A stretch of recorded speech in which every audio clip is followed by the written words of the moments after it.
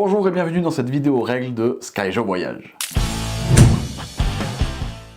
Avant toute chose, sachez que si vous connaissez déjà les règles du Skyjo de base, eh bien vous ne serez pas perdu car elles sont similaires avec le Skyjo Voyage. Skyjo Voyage est une version plus petite et plus compacte de Skyjo, jouable de 2 à 4 joueurs de 8 ans et plus pour des parties d'environ 10 minutes. Dans cette version, vous allez retrouver des cartes plus petites et en moins grand nombre pour pouvoir jouer partout, que ce soit dans le train, dans la voiture et même dans l'avion.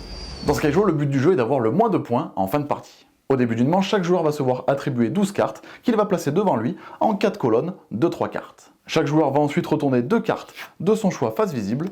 Le joueur avec le plus grand score commencera la manche. Le reste des cartes formera la pioche face cachée et on va retourner une première carte face visible qui formera la défausse. Vous êtes maintenant prêt à jouer.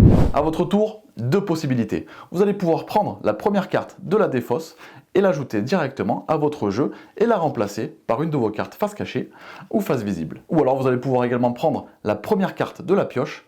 Dans ce cas-là, si elle vous plaît, vous allez pouvoir directement la placer dans votre jeu à la place d'une de vos cartes et la mettre dans la défausse. Ou alors vous allez pouvoir prendre la première carte de la pioche et si elle ne vous plaît pas, vous allez pouvoir directement la jouer dans la défausse. Mais dans ce cas-là, il va falloir révéler une de vos cartes qui était face cachée. Ce qui va faire avancer la manche. Petite règle, mais pas des moindres, si vous arrivez à constituer une colonne de 3 cartes avec des chiffres identiques, vous allez tout simplement pouvoir vous défausser de cette colonne et donc vous enlever un maximum de points.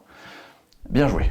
Dès qu'une personne a retourné la totalité de ses cartes, les autres joueurs vont pouvoir jouer un dernier tour et cela signe la fin de la manche en cours. Chaque joueur va alors révéler toutes ses cartes qu'il avait encore face cachée et on va ensuite additionner nos points. Toutefois attention car la personne qui a mis fin à la manche, qui a révélé toutes ses cartes en premier, si elle n'a pas le moins de points dans cette manche, elle va devoir doubler son score, sauf si celui-ci est négatif. Bien entendu. Ne soyez donc pas trop rapide, analysez bien le jeu de vos adversaires, sinon ça va pouvoir vous coûter très cher. Une fois que chaque joueur a compté ses points, vous prenez note de chaque score et on redémarre une nouvelle manche. La partie se termine dès qu'un joueur atteint ou dépasse les 100 points. Dans ce cas-là, le joueur avec le plus petit score remporte la partie.